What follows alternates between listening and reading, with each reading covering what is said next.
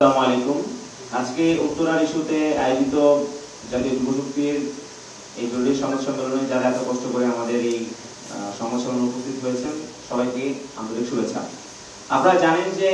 গত 4 দিন আগে উত্তরাতে বৈষম্যবিরোধী ছাত্র আন্দোলন তুরাগ থানার সাবেক যুগ্ম আহ্বায়ক এম মামুন ভাই তিনি নিখোঁজ হন এবং নিখোঁজ হওয়ার পরবর্তী সময় থেকে এটাকে গত 4 দিন ধরে মিডিয়া ট্রায়াল চালানো হয় যে এখানে যুব শক্তি সম্পৃক্ততা আছে এবং এরকম ভাবে ফ্রেমিংটা করা হয় যে বাংলাদেশের এই গণঅভ্যুত্থানের পরে আওয়ামী লীগের রাজনীতির পরে বাংলাদেশের প্রথম রাজনৈতিক ভূমি শিকার হিসেবে তাকে প্রচারণা করা হয় এবং ফ্রেমিং করা হয় এবং সেই ফ্রেমিং এ যুব শক্তিকে যুক্ত করা হয় এবং শুধু যুব শক্তি না, এই গুমের যে ফ্রেমিংটা করেছে এই গুমের ফ্রেমিং এর সাথে এনসিপির নেতা হাসনাত আব্দুল্লাহ, এনসিপির নেতা নাহিদ ইসলাম, অন্তর্বর্তীকালীন সরকারের ছাত্র উপদেষ্টা আসিফ মাহমুদ, মাহফুজ আলম থেকে শুরু করে সবাইকে এখানে যুক্ত করা হয়েছে। তো আমরা শুরুতে বিষয়টি বুঝতে পেরেছিলাম যে এখানে একটি মহল উদ্দেশ্য প্রণোদিতভাবে তারা এনসিপির গ্রহণযোগ্যতা এবং বাংলাদেশের বর্তমানে দ্বিতীয় বৃহত্তম যুব সংগঠন, রাজনৈতিক যুব সংগঠন হিসেবে যুব শক্তির গ্রহণযোগ্যতাকে নষ্ট করার জন্য একটি মহল তারা উদ্দেশ্য প্রণোদিতভাবে সুপরিকল্পিতভাবে তারা প্রোপাগান্ডা চালাচ্ছে। আমরা খুব ভালোভাবে লক্ষ্য করলাম যে এই প্রোপাগান্ডা চালানোর যে মেথড, যে প্রক্রিয়া, সেটিকে চালানো হয়েছে বট বাহিনী দিয়ে। সারা বাংলাদেশের মধ্যে প্রত্যেকটি জেলায় জেলায় এটিকে প্রচারণা চালানো হয়েছে যে এনসিপি যুব সংগঠন, তারা যুবলীগ হয়ে গিয়েছে, 1 বছরও হয়নি আমাদের অভ্যুত্থান হয়েছে, তারা গুমের রাজনীতি শুরু করেছে। এই ধরনের একটি প্রোপাগান্ডা তারা চালিয়েছে এবং সেই প্রোপাগান্ডাগুলো তারা চালিয়েছে বিভিন্ন বট যে আইডি গুলো ছিল সেগুলোর মাধ্যমে এবং কিছু স্থানীয় কিছু ব্যক্তিবর্গ যারা অনেকের সাথে কানেক্টেড থাকেন, কিছু ব্যক্তি এই ধরনের তৎপরতা তারা চালিয়েছে। আজকে আমরা মামুন ভাইয়ের খোঁজ পাওয়ার পর তার যে বক্তব্য এবং পুলিশের যে বক্তব্য আমরা পেয়েছি,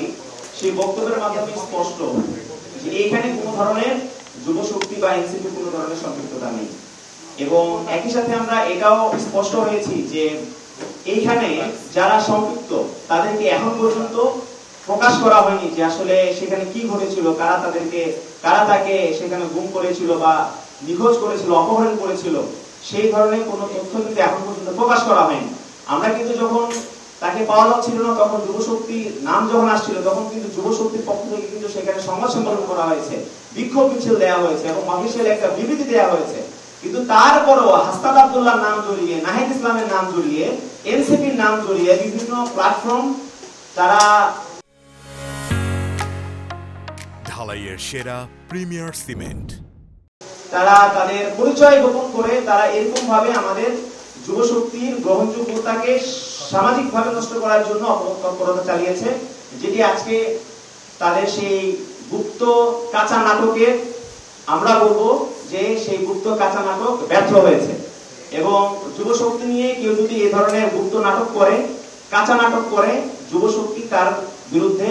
বলিষ্ঠ অবস্থান ব্যক্ত করবে। এবং আমরা বলতে চাই যে যুব শক্তি বাংলাদেশের একটি আধুনিক যুব সংগঠন, তারা শুধুমাত্র গতানুগতিক ধারায় তাদের মাদার পার্টির মাসেল পাওয়ার হিসেবে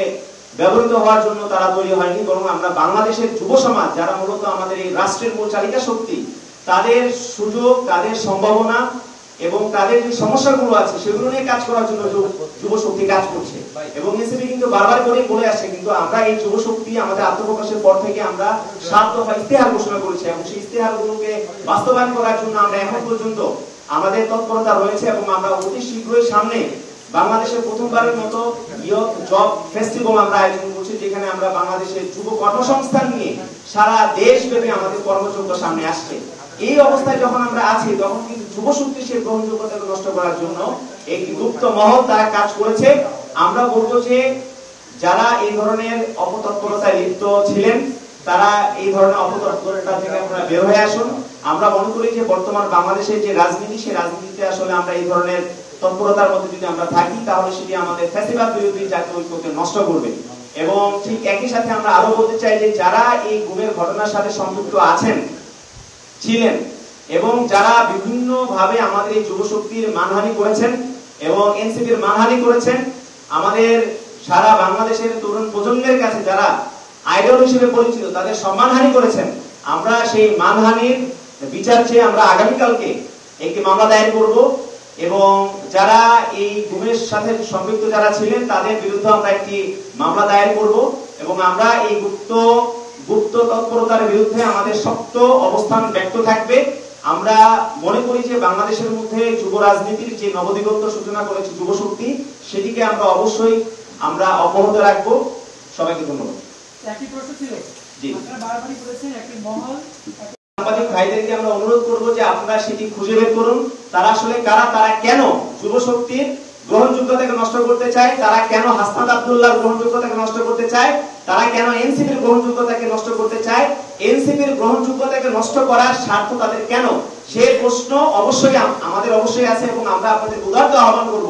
যারা এই ধরনের অপতৎপরতায় লিপ্ত ছিলেন তাদেরকে আপনারা খুঁজে বের করুন এবং তাদের পরিচয়গুলো আপনারা জাতির সামনে উন্মোচিত করুন। আচ্ছা মাওলানা, আমরা কিন্তু স্পষ্টভাবে বলেছি যে এটা উদ্দেশ্য প্রণোদিতভাবে আমাদের উপর তারা দায়টা চাপানোর জন্য তারা চেষ্টা করেছে। দেখুন,